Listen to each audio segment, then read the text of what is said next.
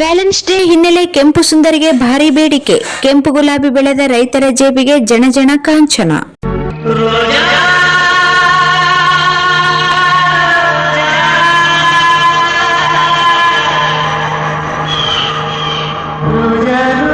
ಪ್ರೇಮಿಗಳ ದಿನಾಚರಣೆ ಸಮೀಪಿಸುತ್ತಿದ್ದಂತೆ ಚಿಕ್ಕಬಳ್ಳಾಪುರ ಮತ್ತು ಕೋಲಾರ ಜಿಲ್ಲೆಗಳ ಗುಲಾಬಿ ರೈತರಲ್ಲಿ ಸಂತಸ ಮನೆ ಮಾಡಿದೆ. ಪ್ರೇಮಿಗಳ ದಿನದಂದು ಕೆಂಪು ಗುಲಾಬಿಗೆ ಎಲ್ಲಿಲ್ಲದ ಬೇಡಿಕೆ ಹೆಚ್ಚಾಗಿದ್ದು ರೈತರಿಗೆ ಬಂಪರ್ ಆದಾಯ ತಂದುಕೊಟ್ಟಿದೆ.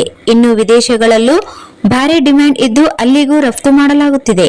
ಕೆಂಪು ಗುಲಾಬಿ ಕಂಡರೆ ಯಾರಿಗೆ ತಾನೇ ಇಷ್ಟ ಆಗಲ್ಲ ಹೇಳಿ. ಅದರಲ್ಲೂ ಪ್ರೇಮಿಗಳ ದಿನಾಚರಣೆ ಬೇರೆ. ಪ್ರೀತಿಯ ಹುಡುಗಿಯನ್ನು ಓಲೈಸಿಕೊಳ್ಳಲು, ಒಲಿಯದ ಹುಡುಗನನ್ನು ತಬ್ಬಿಕೊಳ್ಳಲು ರೆಡ್ ರೋಸ್ ಬೇಕೇ ಬೇಕು. ಹೀಗಾಗಿ ರೆಡ್ ರೋಸ್ಗೆ ಭಾರಿ ಡಿಮ್ಯಾಂಡ್ ಬಂದಿದೆ. ರೈತರ ಮೊಗದಲ್ಲಿ ಮಂದಹಾಸ ಮೂಡಿದೆ. ಫೆಬ್ರವರಿ 14 ಬಂದರೆ ಸಾಕು, ಪ್ರೇಮಿಗಳಿಗೆ ಎಲ್ಲಿಲ್ಲದ ರೋಮಾಂಚನ. ಮತ್ತೊಂದೆಡೆ ಇದೇ ಪ್ರೇಮಿಗಳ ದಿನದಂದು ಚಿಕ್ಕಬಳ್ಳಾಪುರ ಜಿಲ್ಲೆಯ ಗುಲಾಬಿ ಬೆಳೆದ ರೈತರ ಮೊಗದಲ್ಲಿ ಮಂದಹಾಸ ಮೂಡುತ್ತೆ. ದೊಡ್ಡ ವರ್ತಕರು ತಲಾ ಒಂದು ರೆಡ್ ರೋಸ್ಗೆ 20 ರೂಪಾಯಿ ಹಣ ಕೊಟ್ಟು ಖರೀದಿ ಮಾಡಿ ವಿದೇಶಿಗಳಿಗೆ ರಫ್ತು ಮಾಡುತ್ತಿದ್ದಾರೆ.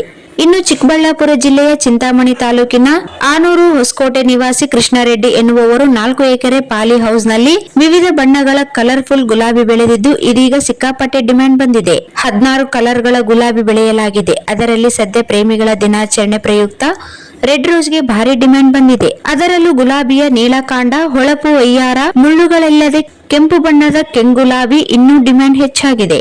16 ಕಲರ್ಗಳ ಗುಲಾಬಿ ಬೆಳೆಯಲಾಗಿದೆ. ಪ್ರೇಮ ನಿವೇದನೆಗೆ ಈ ರೆಡ್ ರೋಸ್ ಬೇಕೇ ಬೇಕು. ಹೀಗಾಗಿ ಇದೀಗ ಗುಲಾಬಿ ಬೆಳೆದ ರೈತರಿಗೆ ಮಾತ್ರ ಹಣದ ಹೊಳೆ ಹರಿಯಲಿದೆ.